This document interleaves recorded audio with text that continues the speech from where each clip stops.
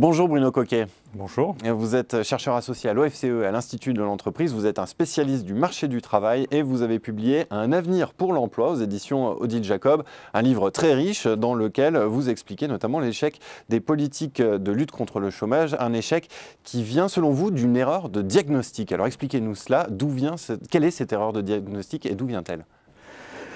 Des erreurs de diagnostic, il y en a beaucoup. La première, il faut remonter assez loin dans l'histoire, c'est qu'on a cru que la crise serait transitoire. Donc on a d'abord mis en place des solutions d'attente dans les années 80.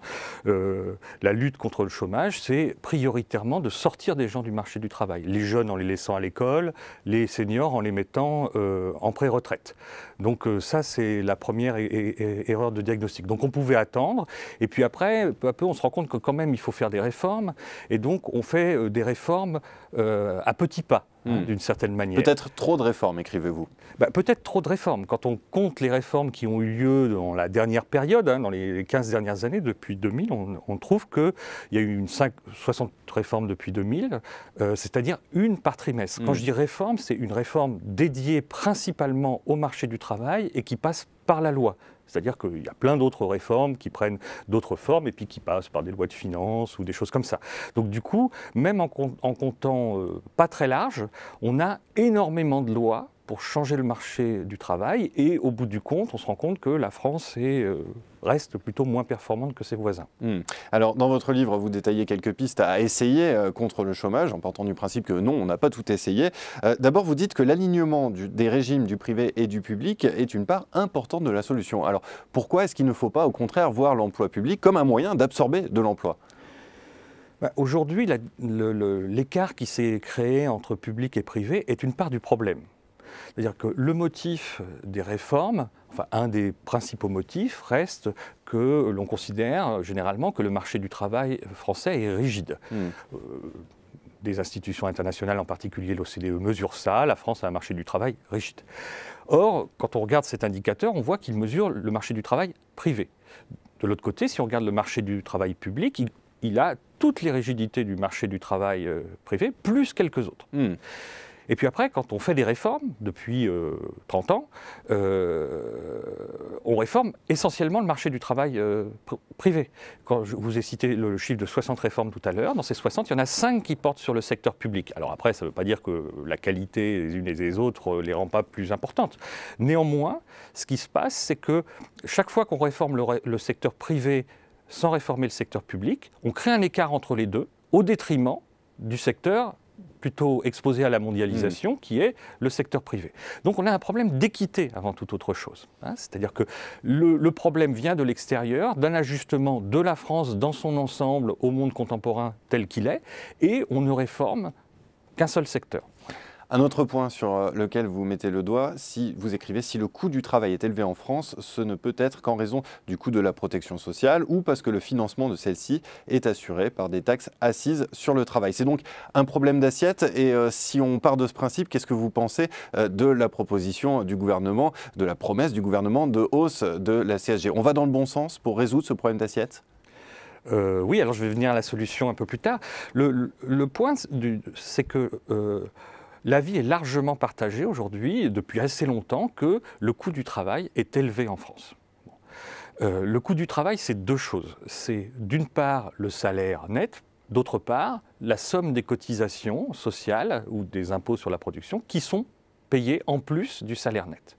Donc le coût du travail est élevé en France relativement à ce qui se passe ailleurs et donc on a des politiques pour le faire baisser. Mais par ailleurs, si on regarde le salaire net, on est à peu près aussi, il y a un consensus pour dire qu'il est faible. Et il est d'ailleurs pour beaucoup de gens trop faible pour vivre puisque même jusqu'au-delà du SMIC, d'abord vous ne payez généralement pas l'impôt sur le revenu, mais en plus vous avez des compléments de revenus.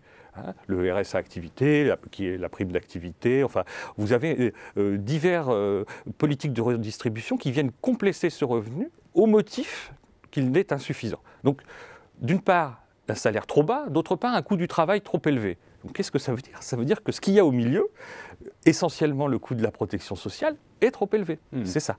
Et effectivement, quand on le regarde par rapport à nos voisins, il est très élevé. Et en plus, il a cette caractéristique d'être assis, énormément, on va dire, pas seulement, mais principalement sur le travail. Donc du coup, un des moyens de lutter contre ces contradictions, c'est d'élargir l'assiette, c'est-à-dire de dire on ne va pas taxer ce qu'on veut finalement inciter, c'est-à-dire on veut plus de travail, mais on taxe le travail. Donc il y a quand même une certaine absurdité.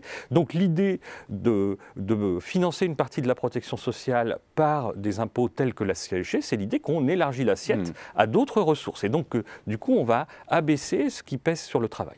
Ce n'est pas la seule voie. Il faut aussi considérer qu'on est dans des systèmes d'assurance et que dans ces systèmes d'assurance, il faut aussi conserver des contributions parce que ça induit des comportements vertueux des agents. Alors, vous dites qu'il est souhaitable de transférer les cotisations sociales des employeurs vers les salariés. Quels seraient les avantages d'une telle mesure ?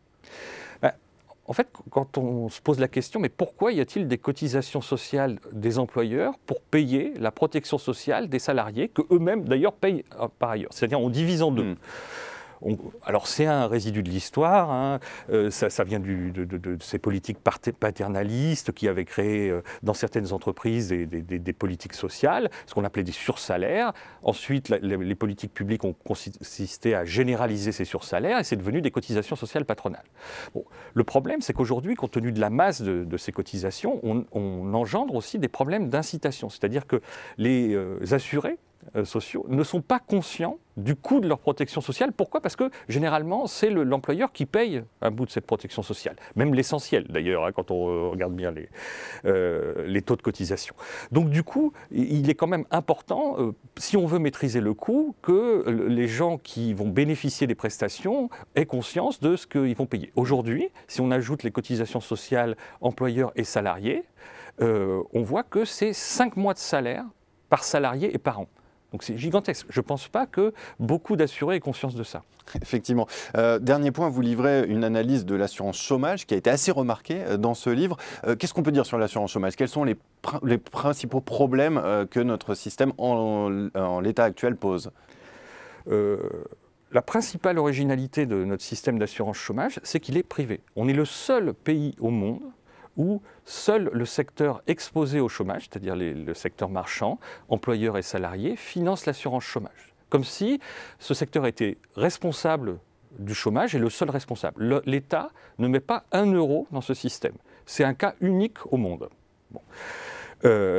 Donc ça témoigne d'une faible solidarité par rapport au chômage.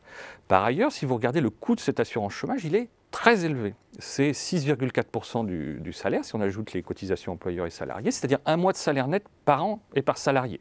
Donc gigantesque. Par ailleurs, si vous regardez les comptes de l'assurance chômage, on ne fait pas tellement les comptes de l'assurance chômage, vous vous rendez compte que le dispositif assurantiel, c'est-à-dire les cotisations versus les prestations, est équilibré depuis toujours. Il est même excédentaire, d'environ à peu près 2 milliards par an en moyenne. Et notamment depuis le début de la pire crise de l'histoire, où le chômage reste à un niveau élevé depuis très longtemps, on n'a jamais eu un déficit de la partie assurantielle.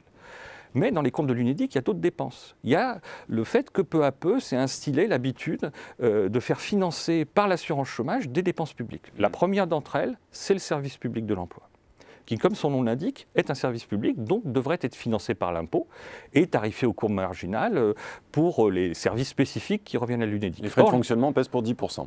3,5 milliards par an, c'est-à-dire à peu près l'ordre de grandeur du déficit de l'assurance chômage. Si on enlève ça, en fait, on se rend compte que là, on a un dispositif équilibré. Alors après, on a d'autres problèmes dans ce dispositif. L'un est une autre politique publique, qui est la politique culturelle, qui est financée via les intermittents du spectacle. Il ne s'agit pas de remettre en question. Ça devrait être rattaché au ministère de la Culture. Ben oui, c'est la ressource qui n'est pas la bonne. Après, on peut discuter de ce régime, etc. Mais avant toute chose, ce n'est pas aux chômeurs, aux autres chômeurs, de se cotiser pour financer la politique culturelle. Elle profite à tout le monde, à tous les citoyens, doivent la financer par l'impôt. C'est ça la logique. Eh bien, merci beaucoup Bruno Coquet pour cette présentation. Et pour ceux qui veulent aller plus loin, je renvoie à votre livre « Un avenir pour l'emploi, sortir de l'économie administrée » aux éditions Odile Jacob. Merci. Merci.